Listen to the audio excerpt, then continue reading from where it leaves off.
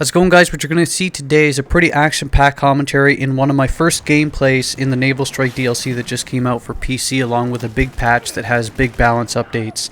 The patch, with regard to information about the patch, I'm going to be putting out a separate video about that later on, so stick with me for that. I'm only going to talk about the ECM jam getting fixed for helicopters, and the patch fixing rubber banding and lag, at least on PC, to make these Naval Strike maps fun. What you're going to get out of me today in this video is I'm going to be talking about a whole bunch of things. I'm going to be talking about my first impressions of the DLC, how the maps play, how the 4 maps look, basically how I think they play out with regard to traversing around the maps.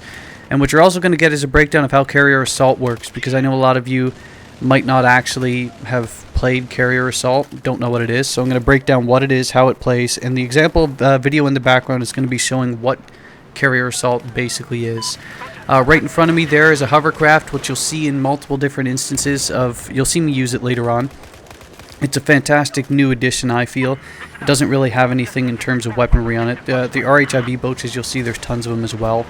But the hovercrafts are great because you can also traverse on land with them. They're a bit slower on land, but you can cover land and water, as I take out that transport chopper with the minigun.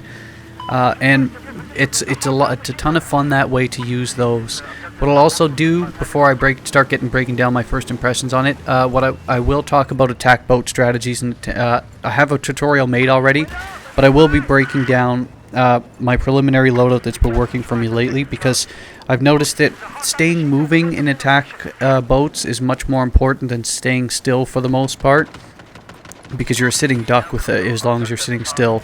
So I've noticed that tweaking my loadout a little bit has given me much better success, but I'll break that down later on. So let's get started.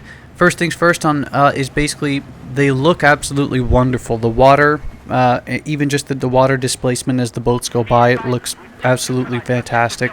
Makes me want to take a vacation and jump in the water. Those beachfront areas, they look so nice. Like I said earlier, the hover boats and the RHIB boats are prevalent. There's lots of them, so you won't have trouble finding transport around. It's not a big issue there. Because one of the biggest issues I found is people complaining about, what if I can't get a boat, or what if I can't get a form of transport, and what if I have to do all this swimming between maps? But first things first, I really doubt you'll have trouble finding at least some form of transport. You might not get your attack boat all the time, but you'll find some way to get around between the maps. But in addition to that, it plays a lot like Conquest if you're not playing Conquest Carrier Assault, I mean. If you look at the distances between the flags, it's not very far, even if you're swimming. So if you find yourself swimming for 2-3 minutes, there's a good chance that you personally just took the wrong route swimming. The distances between flags aren't very much at all. They're pretty manageable.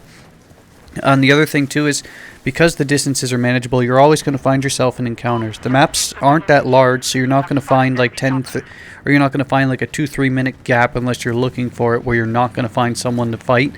There's lots of areas to fight. Plus, I've noticed that on average, say if there's 5 flags, 2 of them will be toward the enemy bases far away, and the 3 will be basically on a small island, and it's most of the team fighting over those 3 flags, which is pretty interesting, because you'll always have some fights. You'll always have lots of vehicles, so that's at least great there. Like I was saying earlier, with regard to how they look, again, I have a pretty high-end PC, GTX 770 graphics card, which is sort of a middle-end card now because a lot of good ones just came out, but it's still on near ultra settings. It looks absolutely wonderful. It plays well, and I'm sure it plays quite well on the new consoles as long as the lag issue gets fixed. Sorry to hear about that lag issue, guys, for the guys on consoles. Hopefully that gets fixed for you too, and you can enjoy this DLC. Because when this DLC plays well, which it has for me so far in the first couple of days I played, it's been wonderful. It's been, in my opinion, it's been the best DLC to come out yet, which is really nice. With regard to, like I was saying earlier, ECM getting fixed for choppers, that's a welcome addition, so you'll see more chopper footage out of me. You'll see more, especially Little Bird footage of me going down, taking people out. Really fun gameplay there. Now I'll break down what Carrier Assault is before I talk about my actual attack boat loadout. Carrier Assault is basically that you each get 1 carrier. You have to defend yours, obviously, and you have to take out the enemy carrier. And there's 2 ways of doing it, and that's either by full map control. It's because Carrier Assault plays a lot like Conquest, where there's flags, and the majority of the flags, if you control them, you'll have basically missiles or rockets that get shot from those flags at the enemy carrier, and you'll see on the HUD how there's a little ship icon, which on their side is basically down to next to nothing, and that's because we had flag control, and the rockets being shot from the flags are taking down the health of the carrier. And there's 2 stages to how it basically plays out. You can win the match outright if you choose to just defend your carrier and control the flags, and then eventually the cannons that get shot from the flags will eventually like whittle down the health of their carrier bit by bit. But that's sort of the elongated way of doing it. But that being said, there's the second way of doing it, of when the health of the carrier gets broken down entirely, as you'll see in a couple seconds, because it's next to no health. A message will pop up on the screen saying you can now board the enemy team's carrier. And this is the tough part. This is the part where the team usually gets divided, and sometimes you can breach their carrier first, and you end up losing the match because your whole team refuses to defend your carrier, and you send absolutely everyone toward breaking down their carrier. And that's the tough part. When you're actually on and able to breach their carrier, though, and of course you can see the icon just below the flags on the HUD. See, prepare for boarding. You're able to get onto their carrier. You'll see multiple examples of it toward the end of the video as well. But basically, when you get onto their carrier, there's 2 MCOMs. And of course, this is up to debate. A lot of people think that there should be more MCOMs, like say breaking down a doorway, breaking down the engine room, breaking down other areas, more MCOMs. I'd be more in favor of more MCOMs, to be honest with you, because there's only 2 in it, and that's a big issue. But that being said, the way that the carrier is structured, it's basically like gigantic rush choke points. So the gameplay plays like Conquest until you can breach the carrier, and then once you're on the carrier, it plays exactly like Rush. But the different element that makes it different from Rush is, like I was saying earlier, because you have to defend your carrier too. If you send... I've lost a few matches already where we were the first to take all the flags, we breach their carrier, we send so many guys in this rush mode attempt trying to breach their MCOMs, but we lose all the flags on Conquest, and next thing you know, their cannons are basically belittling down our carrier's health bit by bit. So it's the map itself, or the actual design, or like the process of how the mode works is actually pretty interesting, because a well-balanced team between playing defense on your carrier, playing defense of making sure you don't lose all the Conquest flags while also trying to go for the MCOMs, makes a really interesting balanced strategy. The only problem I find is, like I was saying earlier, there's only 2 MCOMs, and because it's basically like a huge corridor cluster-like formation once you're on the carrier, you'll see toward the end, but once you're in the carrier, it becomes an absolute hell worth of suppression and explosives, so it plays like sort of Metro or Locker once you're on the carrier, which is a bit of an issue. So more MCOMs would probably be nice, maybe some little tweaks along the way. But overall, I would say it's a fun map to play, because there's, like I was saying earlier, there's the 2 stages, and that's how it basically plays out. You can win the match by Conquest flags, or you can win by playing in the rush mode type. There's also because while this was going on, I figured I would stay in the attack boat like I'm doing here, and just sort of guard the guys that were trying to go toward our carrier, or guard the guys that were trying to defend their carrier from the bottom. So I played that intermediate role, which is always the fun part. But with regard to how attack boats play out, I've had to make a few little tweaks. I subbed out the TV missile despite having the best DPS output if you play on a more defensive strategy, because you can still have great success with that strategy, no problems there.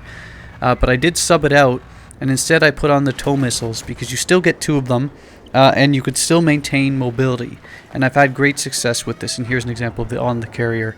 But you can still maintain your mobility at the same time as putting out your DPS output, because a lot of guys miss with the TV missile as long as you're staying mobile, and as long as you're accurate with that tow missile as you stay mobile, you're going to have not only you keep your mobility, the odds of the enemy missing increase, but you're also putting out your incredible DPS as well.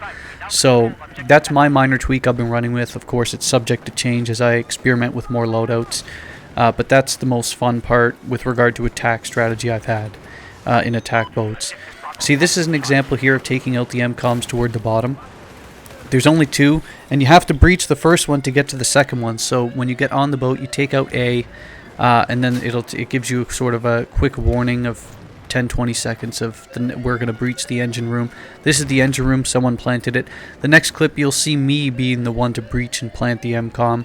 And that's basically it. Once you're able to explode their MCOMs, that's it. They come out of doorways. When you first actually play this mode, you'll see a lot of doorways you have to traverse, especially on defense, and it's really easy to get lost. I've got lost a few times trying to actually go in and defuse an MCOM because there's so many different doors and different strategies. Once you figure out the loadout, it's easy, but when you're going in there yourself for the first time, you get lost. You're like, where the fuck do I go? Where am I supposed to go to defuse all these things? It can be a mess. But again, here's me arming basically the last MCOM because there's only 2. And this is the example of what I was talking about. Because there's only 2, you'd wish there'd be more. But since there isn't, you have to deal with what you got for now. Maybe they'll add it in later. The other issue too, right as I wrap this up, is once you actually breach their carrier, there is a parachute point where everyone can sort of just parachute onto the carrier, and that's a big issue because obviously there's no strategy of using attack boats or transport choppers anymore, and a lot of people don't like it. They wish for the change. I'm giving it more of a sample to see how it plays out, but I can definitely see the issue with it being a problem because it sort of makes the rest of the vehicles obsolete, but we'll see how that plays out. Anyway, hope you enjoyed my preliminary thought processes. I'll break down just about everything as we go more and more. If you want to see specific things talked about, let me know. See you later.